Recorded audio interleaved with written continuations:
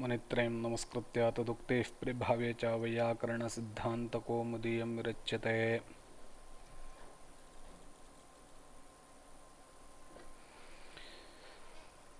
एतावत्पर्यन्तम् अस्माभिः अव्ययीभावसमासप्रकरणं दृष्टम्। इतः परं तत्पुरुषप्रकरणम् आरम्भणीयमस्ति। तत्पुरुषप्रकरणे अथ तत्पुरुषः। तत्पुरुषप्रकरणे प्रथमं सूत्रमस्ति तत्पुरुषः इति। तत्पुरुषः इति एकस्य समासस्य संज्ञा। एतादृशविशिष्टशब्दानां समूहः भवति चेत् अयं समासः तत्पुरुषः इति उच्यते। तत्र प्रथमं सूत्रं तत्पुरुषः इति। अधिकारसूत्रम्। अष्टाध्याय्यां समासविधायकानि सूत्राणि द्वितीयाध्यायस्य प्रथमपादे द्वितीयपादे च सन्ति। तत्र द्वितीयाध्यायस्य प्रथमपादे इदं सूत्रमस्ति। द्वितीयपादे शेषो बहुव्रीहिः इति एकं सूत्रं वर्तते। तत्पुरुषः शेषो बहुव्रीहिः इति एतयोः द्वयोः सूत्रयोः मध्ये बहूनि सूत्राणि सन्ति। तैः सूत्रैः यो यः समासः विधीयते सः तत्पुरुषसंज्ञको भवति इति शेषो बहुव्रीहिः इति पर्यन्तं तत्पुरुषः इति सूत्रस्य अधिकारावधिः भवति। तत्पुरुषः इति एकपदं सूत्रं। तत्पुरुषः इति तत्पुरुष इति शब्दस्य प्रथमा विभक्ति एकवचनम्। अधिकारोऽयम् प्राक् बहुव्रीहेः। ततः सूत्रमस्ति द्विगुश्च। द्विगुसंज्ञाविधायकं नाम द्विगुसमासस्य तत्पुरुषसंज्ञाविधायकम् इदं सूत्रं। द्विगुसमासस्य तत्पुरुषसंज्ञाविधायकम् इदं सूत्रं वर्तते। द्विगुः च इति पदच्छेदः द्विपदं सूत्रं। द्विगुः इति द्विगु इति शब्दस्य प्रथमा विभक्ति एकवचनं। च इति वयं जानीमः अव्ययम् इति। तत्पुरुषः इति सूत्रम् अत्र अनुवर्तते। अनुवर्तते नाम अधिक्रियते। तत्पुरुषः इति अधिकारे द्विगुश्च इति सूत्रमपि वर्तते। एवञ्च द्विगुश्च इति सूत्रस्य अर्थः इत्थं फलति। द्विगुरपि तत्पुरुषसंज्ञा स्यात् इति। अत्र भवतां पुस्तके मूलम् एवं वर्तते। इदं सूत्रं त्यक्तुं शक्यं संख्यापूर्वद्विगुश्च इति पठित्वा चकारबलेन संज्ञाद्वयसमावेशस्य सुवचत्वात् समासान्तः प्रयोजनं पञ्चराजम् इति। इदं सूत्रं त्यक्तुं शक्यम् इत्युक्ते द्विगुश्च इति सूत्रं त्यक्तुं शक्यं। तर्हि द्विगुरपि तत्पुरुषसंज्ञः स्यात् इति अर्थः कथमागच्छति एतत् सूत्राभावे इति चेत् तत्र उच्यते तत्पुरुषः द्विगुश्च द्वितीयाश्रितातीतपतितकतात्यस्तप्राप्तापन्नैः स्वयं तेन खट्वाक्षेपे सामी कालाः अत्यन्तसंयोगे च तृतीया तत्कृतार्थेन गुणवचनेन इति एवं सूत्राणि अष्टाध्याय्यां पठितानि सन्ति। सामान्यतया 20 सूत्रोत्तरम् एकं सूत्रमस्ति। तद्धितार्थोत्तरपदसमाहारे च द्विगुश्च संख्यापूर्वद्विगुः तद्धितार्थोत्तरपदसमाहारे च इति। तद्धितार्थोत्तरपदसमाहारे च संख्यापूर्वद्विगुः इति एवं सूत्रक्रमः वर्तते। इदानीं संख्यापूर्वद्विगुः इति वर्तते। एतत् सूत्रात् प्राक् तद्धितार्थोत्तरपदसमाहारे च इति अस्ति। तद्धितार्थ इत्यत्रोक्तः त्रिविधः समासः संख्यापूर्वः द्विगुः स्यात् इति संख्यापूर्वद्विगुः इति सूत्रस्य अर्थः। इदानीं संख्यापूर्वद्विगुश्च इति पठ्यते चेत् चकारात् तत्पुरुषः इति अधिकारसूत्रम् अत्र अनुवर्तते। तद्धितार्थः इत्यत्र उक्तः त्रिविधः समासः संख्यापूर्वः द्विगुः स्यात् चात् सः तत्पुरुषसंज्ञकः भवति इति एवम् अर्थः उपलभ्यते। इदानीं द्विगुश्च इति सूत्रेण द्विगुरपि तत्पुरुषसंज्ञः स्यात् इति यः अर्थः, सः अर्थः संख्यापूर्वो द्विगुश्च इति चकारं पठित्वा आनेतुं शक्यते। एवं द्विगुसमासस्य तत्पुरुषसंज्ञायां सिद्धायां द्विगुश्च इति सूत्रं त्यक्तुं शक्यं, न कर्तव्यं। पाणिनिना एतत् सूत्रं न कर्तव्यम् आसीत्। संख्यापूर्वो द्विगुश्च इति एवं सूत्रं क्रियते चेदपि सर्वं सिद्ध्यति स्म इति ग्रन्थकर्तुः आशयः।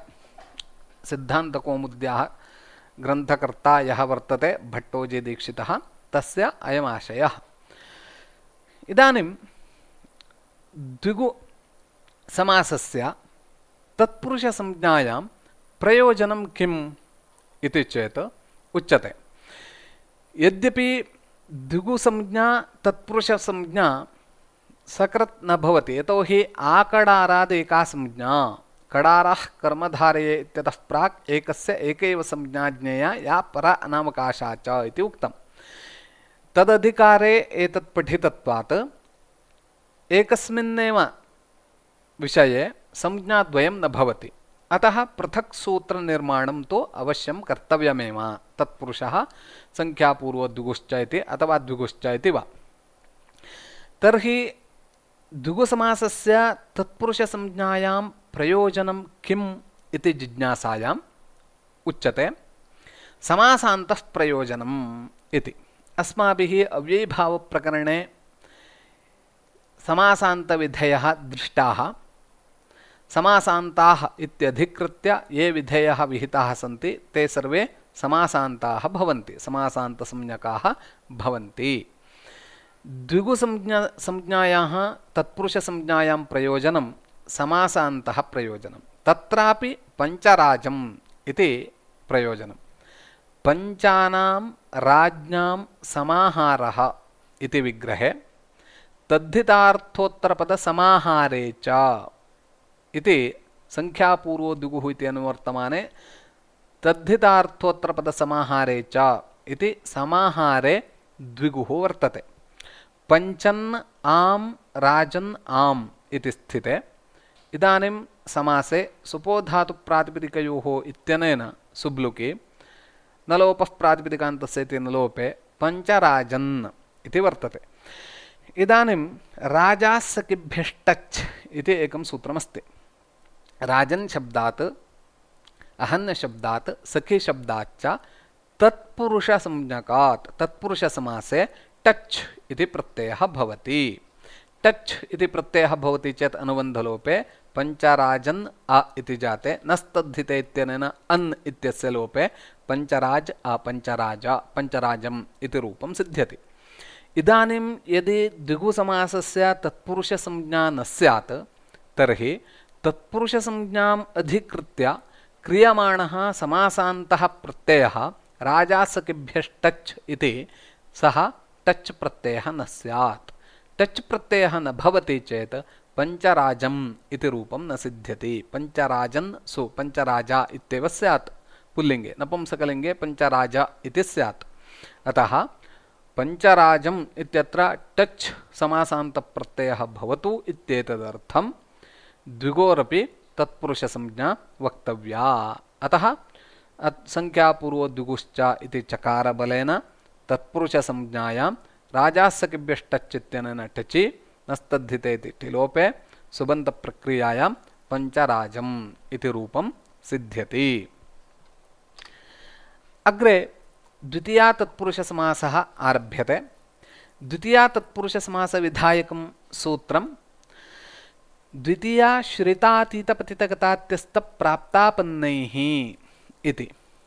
द्वितीया श्रितातीतपतितगतात्यस्तप्राप्तापन्नैः इति पदच्छेदः द्विपदं सूत्रं।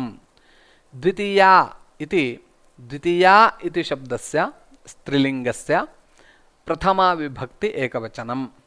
श्रितातीतपतितगतात्यस्तप्राप्तापन्नैः इति द्वितीयाश्रितातीतप्रतितकतात्यस्तप्राप्तापन्न इति अकारान्तशब्दात् पुल्लिङ्गात् तृतीया विभक्ति बहुवचनम्। तत्पुरुषः इति अधिक्रियते, विभाषा इत्यपि अधिक्रियते, सहसुपा इत्यपि अधिक्रियते। द्वितीया इत्यनेन अम् औट् शस् इत्येते प्रत्ययाः गृह्यन्ते। एते अम् औट् शस् इति प्रत्ययाः इति कृत्वा प्रत्ययग्रहणे यस्मात् सह विहितः तदादेः तदन्तस्य ग्रहणम् इति परिभाषया तदन्तग्रहणम् एवञ्च द्वितीयान्तम् इति अर्थः लब्धः।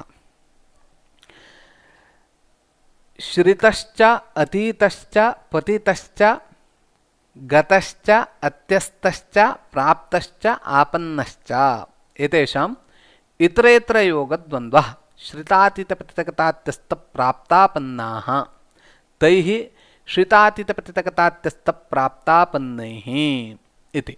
एवञ्च द्वितीयाश्रितातीतप्रतितकतात्यस्तप्राप्तापन्नैः इति सूत्रस्य अर्थः इत्थं फलति। द्वितीयान्तं श्रितादिप्रकृतिकैः सुबन्तैः सह सुपा इति सूत्रात् सुपा इति अनुवर्तते, बहुवचनान्ततया विपरिणम्यते। सुप् नाम प्रत्याहारः प्रत्ययः, अतः प्रत्ययग्रहणे यस्मात् सह विहितः तदादेः तदन्तस्य ग्रहणम् इति परिभाषया तदन्तस्य ग्रहणं भवति। एवञ्च द्वितीयान्तं श्रितादिप्रकृतिकैः सुबन्तैः सह वा समस्यते सः तत्पुरुषः इति सूत्रार्थः फलति।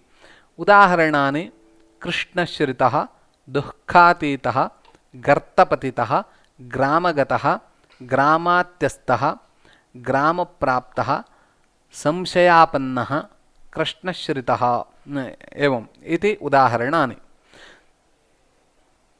7 उदाहरणानि अत्र सन्ति। अहम् एकम् उदाहरणं प्रदर्शयिष्यामि, तदनुगुणम् अन्यानि उदाहरणान्यपि भवन्ति, भवद्भिः स्वयम् अवलोकनीयानि भवन्ति। कृष्णश्रितः इत्यत्र कृष्णं श्रितः इति लौकिकविग्रहवाक्यम्। कृष्ण अं श्रितसु इति अलौकिकविग्रहवाक्यम्। कृष्ण अं श्रितसु इति स्थिते इदानीं पश्यतु, द्वितीयान्तं कृष्ण अम् इति द्वितीयान्तं श्रितादिप्रकृतिकैः सुबन्तैः श्रितसु इति श्रितप्रकृतिकसुबन्तमस्ति। सः वा समस्यते, अतः अयं तत्पुरुषसमासः। द्वितीयाश्रितातीत इत्यादिसूत्रेण अत्र समासः वक्तव्यः।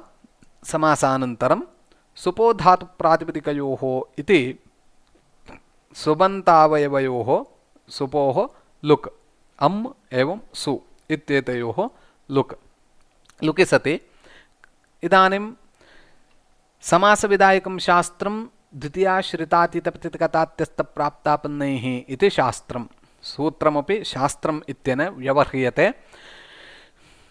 अत्र पदद्वयमस्ति। द्वितीया इति एकं पदं, श्रितादि इत्यादि पदान्तरं। श्रितादि इत्यादि पदं तृतीया विभक्ति बहुवचने अस्ति, द्वितीया इति पदं प्रथमा विभक्तौ वर्तते। अतः समास प्रथमानिर्दिष्टं समास उपसर्जनं। समासशास्त्रे यत् प्रथमा विभक्त्यन्तेन निर्दिष्टं द्वितीया इति द्वितीयाश्रितातीत इति समासविधायकं शास्त्रं, तत्र प्रथमा विभक्त्यन्तेन निर्दिष्टं द्वितीया इति समासशास्त्रे प्रथमा विभक्त्यन्तेन तदुपसर्जनसंज्ञं स्यात्। तद्वाचकं पदं प्रकृते कृष्ण अम् इति, अतः कृष्ण इत्यस्य उपसर्जनसंज्ञायां प्रथमानिर्दिष्टं समासोपसर्जनमिति सूत्रेण उपसर्जनं पूर्वम् इत्यनेन कृष्णशब्दस्य पूर्वनिपातः कृष्णश्रिता इति जातम्। इदं समासवाक्यम् इति कृत्वा कृत्तुद्धितसमासाश्च इति सूत्रेण विशिष्टात् प्रातिपदिकसंज्ञा प्रथमा विभक्ति एकवचनविवक्षायां सोजस् अमौट्शस् टाभ्यां भिस् ङेभ्यां भ्यस् ङसिभ्यां भ्यस् ङस् ओस् आम् ङि ओस् सुप् इति सूत्रेण सु प्रत्ययः कृष्णश्रितसु इति जाते। इदानीं सु इत्यत्र यः उकारः वर्तते सः अनुनासिकः अतः उपदेशे अजनुनासिक इत्यनेन इत्संज्ञायं तस्य लोपः इति सलोपः कृष्णश्रित सु इति जातं ससजुषो रुः इति एकं सूत्रमस्ति पदान्तस्य सस्य सजुशब्दस्य च रुः स्यात् कृष्णश्रितस् इति पदं पदान्ते सकारः अस्ति अतः तस्य सकारस्य रु इति आदेशः रु इत्यत्र यः उकारः वर्तते सः अनुनासिकः अतः उपदेशे अजोन्नासिके इत्यनेन तस्य संज्ञा तस्य लोपः इत्यनेन लोपः कृष्णश्रित ऋ इति जातम् इदानीं खरवसानयोर्विसर्जनीयः इत्यनेन विसर्गे कृष्णश्रितः इति रूपं सिद्ध्यति कृष्णश्रितः इति रूपं यथा सिद्ध्यति तथैव दुःखातीतः दुःखम् अतीतः गर्तपतितः गर्तं पतितः ग्रामं गतः ग्रामम् अत्यस्तः ग्रामं प्राप्तः संशयम् आपन्नः इति इमानि रूपाण्यपि द्रष्टव्यानि भवन्ति इदानीम् एकं वार्तिकं गम्यादीनाम् उपसङ्ख्यानम् इति कः अर्थः अस्य वार्तिकस्य किमर्थम् इदं वार्तिकम् आरब्धम् इति चेत् द्वितीयाश्रितातीत इति सूत्रे श्रितातीतपतित इति सप्तपदान्येव उपात्तानि इदानीं द्वितीयान्तम् एतद् अतिरिक्तपदैः सह सुबन्तैः समस्यते इति वक्तव्यम् अतः इदं वार्तिकम् आरब्धम् गम्यादीनाम् उपसङ्ख्यानम् श्रितातीतपतितगतात्यस्तप्राप्तापन्नैः इति एतैः सह गम्यादयः अपि पठनीयाः इति द्वितीयान्तं न केवलं श्रितातीत इत्यादि प्रकृतिकैः सुबन्तैः समस्यते किन्तु गम्यादिभिः सुबन्तैः सह अपि समस्यते इत्यर्थः द्वितीयान्तं सुबन्तं गम्यादिभिः सुबन्तैः सह वा समस्यते सः तत्पुरुषः इति अस्य वार्तिकस्य अर्थः उदाहरणं ग्रामगमी अन्नबुभुक्षुः इति ग्रामगमी इत्यत्र ग्रामं गमी इति लौकिकविग्रहवाक्यं ग्राम अं गमिन् सु इति अलौकिकविग्रहवाक्यं ग्राम अं गमिन् सु इत्यवस्थायां गम्यादीनाम् उपसङ्ख्यानम् इति वार्तिकेन समासः सुपो धातुप्रातिपदिकयोः गम्यादीनाम् उपसङ्ख्यानम् इति वार्तिके द्वितीया इति अनुवर्तते अतः द्वितीया इति प्रथमा विभक्त्यन्तेन निर्दिष्टं तद्वाचकं पदं प्रकृते ग्रामम् इति अतः तस्य उपसर्जनसंज्ञायां पूर्वनिपातः ग्रामगमिन् ग्रमगमिन् इति जातम् अत्र ग्रा इति वक्तव्यं ग्रामगमिन् कृत्तद्धितसमासाश्च इति विशिष्टात् प्रातिपदिकसंज्ञायां सुप्रत्यये पूर्ववत् प्रक्रियायां ग्रामगमिन् सुलोपः ग्रामगमिन् सु इति स्थिते सुडनपुंसकस्य इति एकं सूत्रं सु औ जस् अम् औट् इति पुल्लिङ्गे स्त्रीलिङ्गे च पञ्चप्रत्ययानां सर्वनामस्थानम् इति संज्ञा वर्तते प्रकृते पुल्लिङ्गे अयं शब्दः वर्तते अतः सु इत्यस्य सर्वनामस्थानसंज्ञायां सर्वनामस्थाने चासंबुद्धौ इति एकं सूत्रमस्ति नान्तस्य पदस्य उपदायाः दीर्घः स्यात् असंबुद्धौ सर्वनामस्थाने परे सु इत्यस्य सर्वनामस्थानमस्ति नान्तं पदमस्ति अतः उपदा नाम अन्त्यात् पूर्ववर्णस्य उपधा इति संज्ञा उपधायाः दीर्घः सर्वनामस्थाने चासंबुद्धौ इत्यनेन ग्रामगमीन् सु इति जातम् इदानीं हल्ङ्याभ्यो दीर्घासुतिस्य पृक्तं हल् इत्यनेन सु इत्यस्य लोपः हलन्तात् परं दीर्घौ यो ज्ञापो तदन्ताच्च परं सूतिसि इत्येतदपृक्तं हल् लुप्यते इति लोपे ग्रामगमीन् इति जाते न लोपः प्रातिपदिकान्तस्य न इति प्रातिपदिकेति लुप्तषष्ठ्यन्तं पदं प्रातिपदिकसंज्ञकं यत्पदं तदन्तस्य नस्य लोपः स्यात् इति न लोपे ग्रामगमी इति रूपं सिद्ध्यति द्वितीयम् अन्नबुभुक्षुः इति अस्ति अन्नं बुभुक्षुः इति लौकिकविग्रहवाक्यम् अन्न अं बुभुक्षुसु इति अलौकिकविग्रहवाक्यम् अन्न अं बुभुक्षुसु इति स्थिते गम्यादीनाम् उपसङ्ख्यानम् इति वार्तिकेन समासः सुब्लुक् अन्नशब्दस्य प्रथमा विभक्त्यन्तेन निर्देशात् उपसर्जनसंज्ञा पूर्वनिपातः अन्नबुभुक्षु सु इति अस्ति इदानीं पूर्वोत्प्रक्रिया अन्नबुभुक्षु ऋ इति जातम् इदानीं खरवसानयोर्विसर्जनीयः इत्यनेन रेफस्य विसर्गे अन्नबुभुक्षुः इति रूपं सिद्ध्यति। अग्रे सूत्रं स्वयं तेन, अनेन सूत्रेणापि द्वितीया तत्पुरुषसमासः विधीयते। स्वयं कतेन इति द्विपदं सूत्रं। स्वयं इति मान्तम् अव्ययम्, कतेन इति तेन इति क्ता इति शब्दस्य तृतीया विभक्ति एकवचनं। तत्पुरुषः इति विभाषा इति च सूत्रम् अधिक्रियते। सहसुपा इति सूत्रमपि अधिक्रियते। अत्र द्वितीया इति न सम्बध्यते। कुतः नाम द्वितीयाश्रितातीत इति सूत्रात् द्वितीया इति न अनुवर्तते। कुतः इत्युक्ते स्वयम् इति अव्ययम्, एतद् द्वितीयान्तं वा तृतीयान्तं वा इति नास्ति। कृष्णश्रितः इत्यत्र तु तथा न, कृष्णं श्रितः इति इदानीमेव समासः द्वितीयाश्रितातीत इत्यनेन। कृष्णेन श्रितः इति उच्यते, अथवा कृष्णाय श्रितः, कृष्णे श्रितः, ग्रामे गतः इति इत्यादिषु द्वितीयाश्रितातीत इति सूत्रेण समासः न भवति, तत्र द्वितीयान्तमेव समस्यते। स्वयम् इत्यत्र तु तथा न, एतद् अव्ययम्, अतः द्वितीया इति न सम्बध्यते। एवञ्च स्वयम् इत्येतत् क्ता इति प्रत्ययः, अतः प्रत्ययग्रहणे यस्मात् सह वितः तदादेः तदन्तस्य ग्रहणमिति परिभाषया क्तान्तम् इति गृह्यते। क्ता इत्यनेन क्तान्तम् इति अर्थः आयाति। स्वयम् इत्येतत् क्तान्तप्रकृतिकसुबन्तेन सह वासमस्यते, सः तत्पुरुषः। उदाहरणं स्वायङ्कृतिः इति। स्वायङ्कृतिः इत्यत्र स्वयंकृतः इति लौकिकविग्रहवाक्यं। स्वयं सु कृत सु इति अलौकिकविग्रहवाक्यं। स्वयं सु कृत सु इति स्थिते स्वयं तेन इति सूत्रेण अत्र समासः। सुपो धातुप्रातिपदिकयोः इति सुब्लुक्, स्वयंकृता इति जातम्। इदानीं प्रथमानिर्दिष्टं समास उपसर्जनं पूर्वम् इति सूत्रेण स्वयम् इत्यस्य उपसर्जनसंज्ञायां पूर्वनिपाते स्वयं कृता इति जातम्। मकारस्य अनुस्वारः भवति, अनुस्वारस्य परसवर्णः इत्यनेन परसवर्णे स्वयं कृता इति जातम्। कृतद्धितसमासाश्च इति विशिष्टात् प्रातिपदिकसंज्ञायां स्वयं कृता इति जाते स्वयंकृतस्य अपत्यम्, यद्यपि स्वयंकृतम् इति जातम्, इदानीं स्वयंकृतम् इति स्थिते तत्र समासः भवतु मा भवतु का हानिः?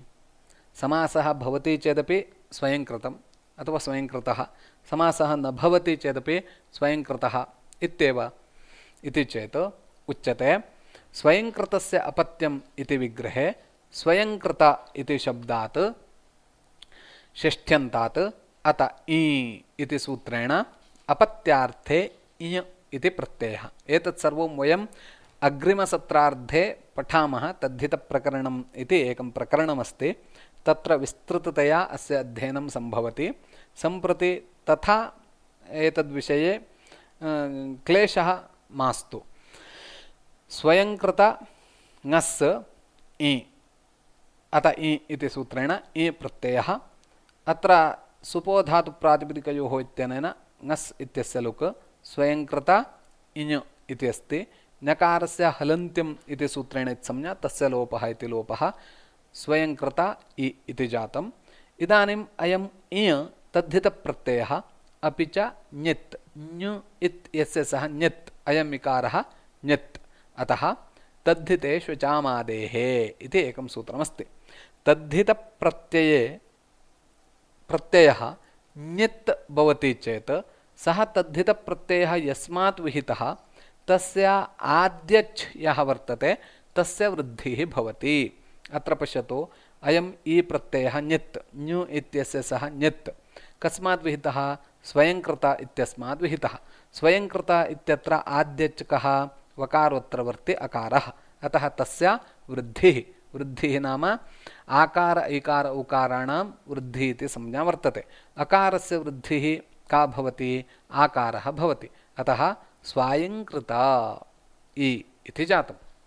इदानीम् अयम् इ इति प्रत्ययः तद्धितप्रत्ययः अजादिः वर्तते, अतः यचि भम् इति सूत्रेण स्वायङ्कृता इति शब्दस्य भसंज्ञा वर्तते।